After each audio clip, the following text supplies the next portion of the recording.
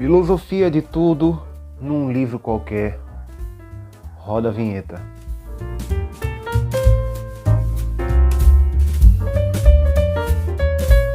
E o livro que eu vou indicar hoje, além do meu, que está aqui do lado. E se você gosta de filosofia, arte, que se refere à existência ao ser e à busca pelo saber e querer saber mais, enfim, essas coisas que nós queremos saber da vida e a intersubjetividade de tudo isso. não se esqueça de se inscrever no canal se você não é inscrito e de clicar no sininho para receber as notificações. Hoje eu vou tratar de um livro que eu já mencionei, até no episódio de um livro qualquer, mais antigo. Eu vou até colocar o link aqui. Enfim, é bem antigo ele. Acho que é de 2 anos, ou do ano passado, não sei. É um livro que eu reli. Eu gostei, eu tava... foquei mais, sabe? E fiz uma marcação, né? O livro Homo Deus, né? Do filósofo Yuval Noah Harari. E eu marquei um trecho aqui, né? Porque assim, eu achei muito interessante. Eu não tinha reparado com tanta profundidade da primeira vez que eu li. Eu li a versão eletrônica dele, mas acabei que tempos depois eu disse não, eu vou adquirir a versão de papel mesmo, porque a Companhia das Letras lançou. No dia eu estava com dinheiro, eu disse eu vou comprar. Aí pus aqui na biblioteca, está todo marcado, já tem 2 anos isso. Está marcado aqui. Eu sempre marco, sabe? Meus livros são como se fosse, eles caminham comigo. Eles caminham assim. Então eles vão se deteriorando com o passar do tempo, é a natureza. E um livro tem que ser marcado mesmo pela vida. E o capítulo 11, ele é interessante porque ele fala justamente sobre uma coisa que eu mencionei num dos meus últimos vídeos, falando que tudo que se toca vira Deus, tudo vira Deus, tudo vira, sabe? Basta que você não conheça, né? E aí, antes de falar nisso, né, eu gostaria, porque isso é essa coisa do não conhece, me remeteu ao argumento teleológico, né? Que depois virou o argumento cosmológico de Tomás de Aquino, uma das 5 vias, mas isso vem de muito antes, isso vem dos primórdios da humanidade, né? Só que foi marcado na história por esses nomes, por essas figuras, particularmente Aristóteles, a cosmovisão de Aristóteles e a cosmovisão de Tomás de Aquino, que pegou essa visão aristotélica para criar, como se pode assim dizer, uma teoria que provasse Deus, né? E como o homem ele tem uma tendência de querer dar caráter científico a tudo, o que acontece? Ele pega a filosofia, pega a ciência e transforma em teologia, ou enfim, ele faz um quebra-cabeça, um jogo de Lego de alguma forma, que claro, seja eloquente, usando palavras bonitas e enfim, sofismas, né? Porque enfim, é tudo mera sofisticação, e aí tentam criar um campo do conhecimento, e acaba que cria mesmo, né? E aí você tem a filosofia de Aristóteles cristianizada, que é, no caso, a Suma Teológica de Tomás de Aquino, que nada mais é do que uma versão cristianizada do telos, né? Da visão teleológica de Aristóteles e da cosmovisão de Aristóteles. Porque esse argumento ele é bem interessante na pergunta. Porque ele parte de uma pergunta que eu acho que não só nós humanos fazemos, eu acho que tudo que tem alguma consciência faz essa pergunta, inconscientemente. Que é, por que existe algo e não nada? Essa é a pergunta. E aí o cristianismo vai pegar e vai dizer, vai pegar essa mesma pergunta e colocar a resposta: Deus.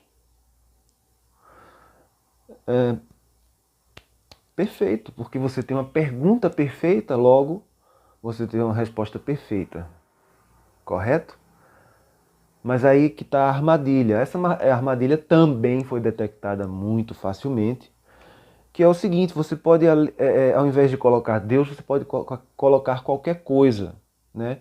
Aí pode colocar o coelhinho da Páscoa, você pode colocar Papai Noel, você pode colocar qualquer coisa como explicação para cobrir essa lacuna dessa pergunta. Porque a pergunta é perfeita, mas ela exige uma resposta. Então, se pergunta: por que existe algo e não nada?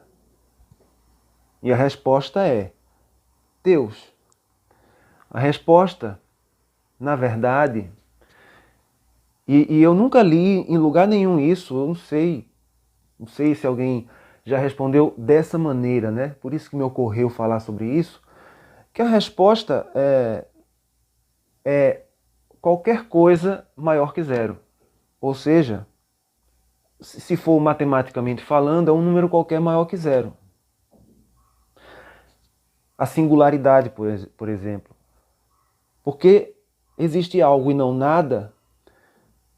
A resposta: singularidade. Mas ainda cai na questão: e por que existe a singularidade e não nada? Né? Você vê que é uma pergunta que vai te trazendo para um buraco cada vez mais profundo, porque a singularidade é o que a ciência tem de mais, assim, de mínimo, de menor, de mais genético, de mais gênesis do universo observável. O que menor pode ser, a coisa mais condensada que se pode ser explicada teoricamente. Então, por que algo existe e não nada? A resposta é qualquer coisa maior que zero. E, de fato, qualquer coisa maior que zero. Estamos aqui, eu sou, você é. Ou seja, porque as coisas são. Porque se elas não fossem, elas não seriam. Como disse Parmênides de Eleia: tudo que é, tudo que não é, não é. Pois vamos ao que não é. O que não é o seguinte: tudo vira Deus na visão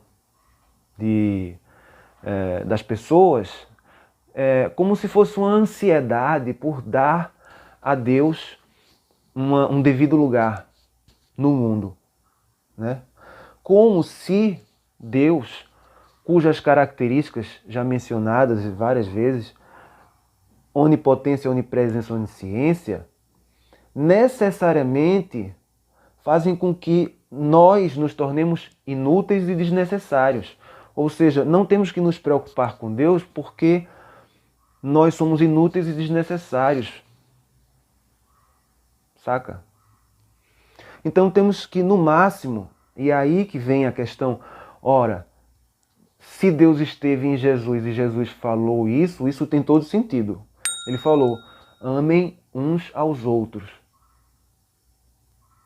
É o máximo que realmente humanamente se pode fazer.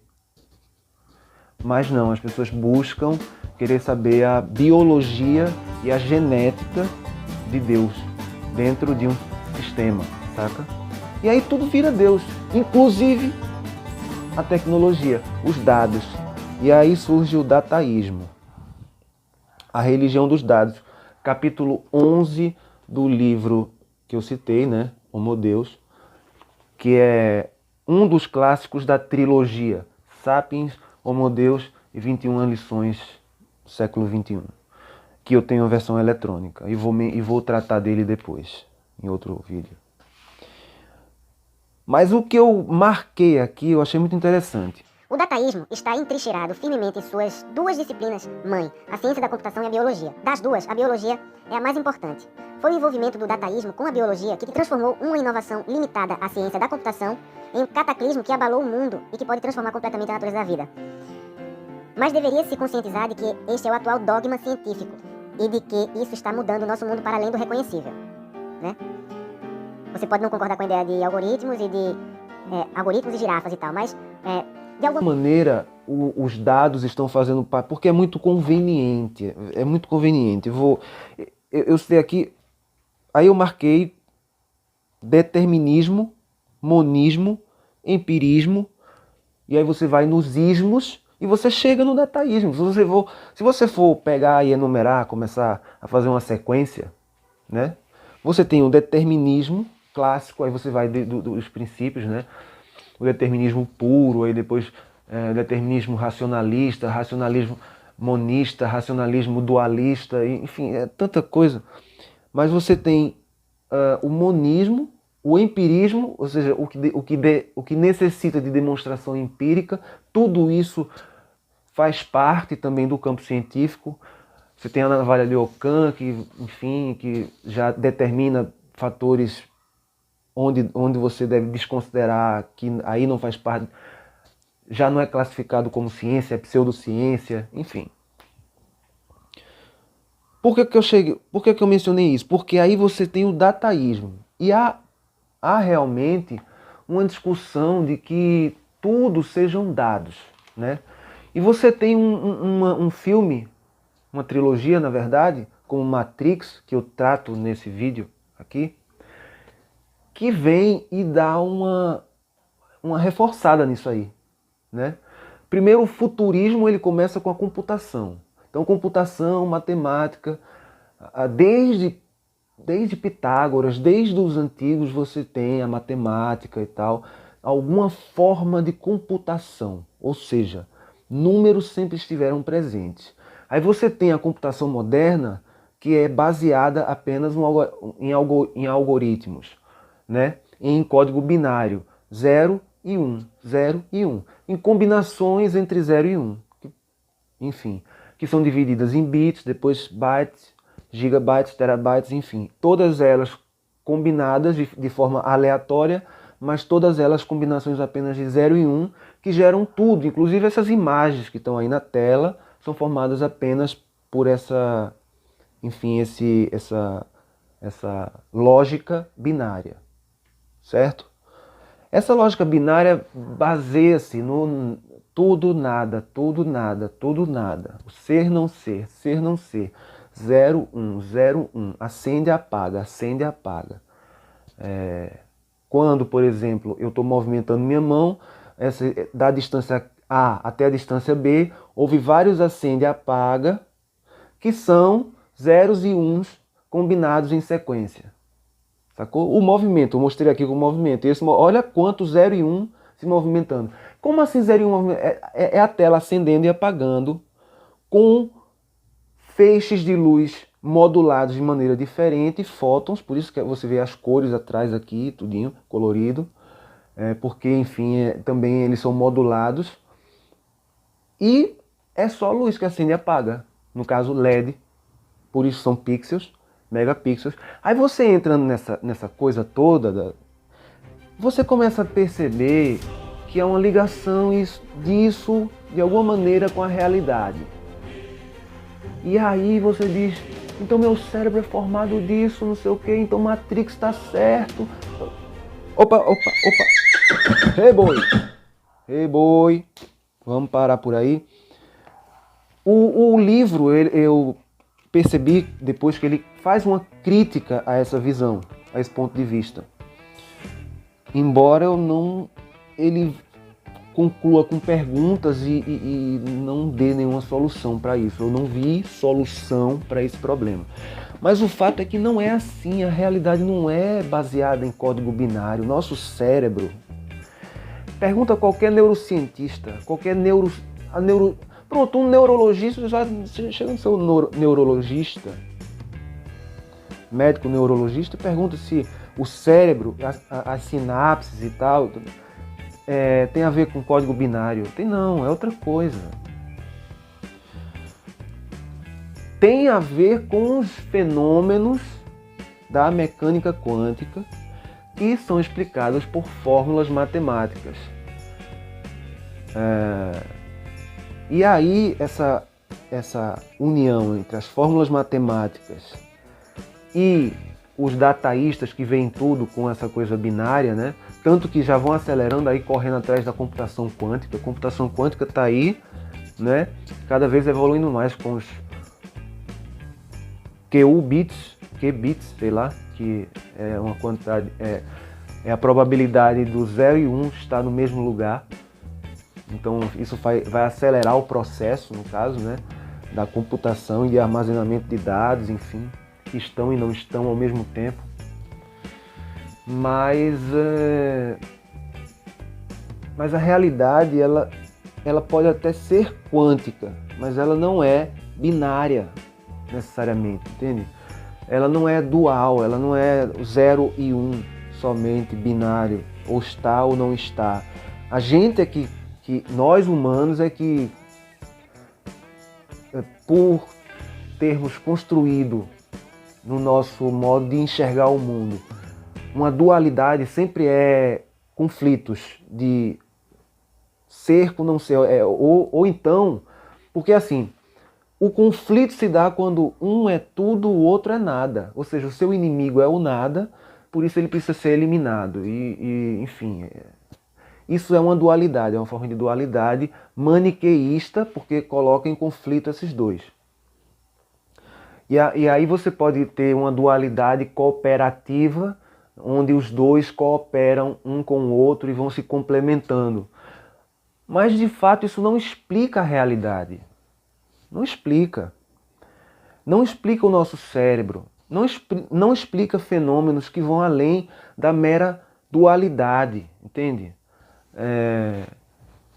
Isso é uma tendência humana de atribuir uma elegância à realidade, como se a gente tivesse a necessidade de ter uma razão. Isso é um racionalismo, né?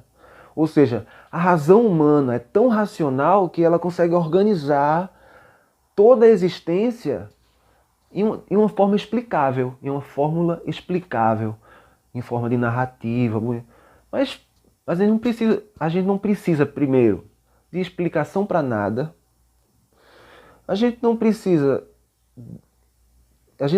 provar a ninguém que a razão é a preponderância do universo, a força, porque o que a razão fez até hoje, a razão dos humanos fez até hoje com o planeta. Você pega o planeta antes dos humanos, você pega o planeta com os humanos, o que a razão dos humanos fez com o planeta? Só fez destruir, né? Ou seja, o planeta estava bem só com os primatas e tal. Mas, ao mesmo tempo, nós temos o potencial de não destruir, e o potencial de olhar, justamente, se livrar dessa matrix, que é aprisionadora, é tudo dual, ou não é, ou é 0 ou é 1, ou é vazio. Primeiro, a única coisa que não foi provada foi o nada, porque o nada, em excelência, ele não pode se manifestar, porque uma vez manifesto, ele é algo. Então, se ele quer manter sua natureza de nada, ele tem que ser nada e não pode se manifestar. Só isso. Mas a partir disso, 0, 1, 2, 3, 4, 7, 9, 20, ninguém sabe as possibilidades, as camadas, as probabilidades, as dimensões. Então, não é uma dualidade robótica, quântica, que explica a nossa natureza humana, a nossa natureza cerebral, por exemplo. Não pode ser explicada com mera computação. Primeiro porque a memória do computador, ela armazena a informação e tudo mais, muito diferente do que acontece no nosso cérebro. Nosso cérebro, por exemplo, a memória que a gente traz do passado, ela é no presente. A gente repete um padrão que a gente nem sabe porquê, de onde a gente consegue repetir esse padrão, mas ele surge, ele não existe um HD na cabeça que guarda as coisas, entende? Não existe esse lugar. E se você quiser saber mais, assim, porque realmente é uma coisa que eu leio, gosto muito, mas não é do meu campo. Então eu indico o canal Neurovox, aqui está o link, de um especialista em neurociência. Então eu acho que vale muito a pena, né? Para quem gosta dessa área, desse campo da neurociência, eu indico sempre esse canal. Pois é, então vai muito além, vai muito além. E a filosofia, como eu digo, ela está começando a sair um pouco dessa, mas como ela rumina tanto essa coisa do existencialismo, e rumina tanto e quer sair, parece que está louca para sair do corpo, sabe? Quer sair do corpo para alguma matrix externa e tal. Então fica tão louca que adota qualquer ideia. A ideia de Matrix é tão fascinante que eu adoto e compro a ideia como se fosse uma verdade absoluta. Calma, papito, é só alegorias. São só alegorias. Do mesmo jeito que a alegoria da caverna. O entendimento mesmo. Ele vem no fluxo certo, no tempo certo, na hora certa. Sem pressa, papito. Sem pressa. Pois é, ficamos por aqui hoje, a indicação foi essa. Indico bastante a trilogia de livros desse autor, né? E vou colocar o link aqui abaixo da Amazon também. Um beijo a todos e a todas e falou!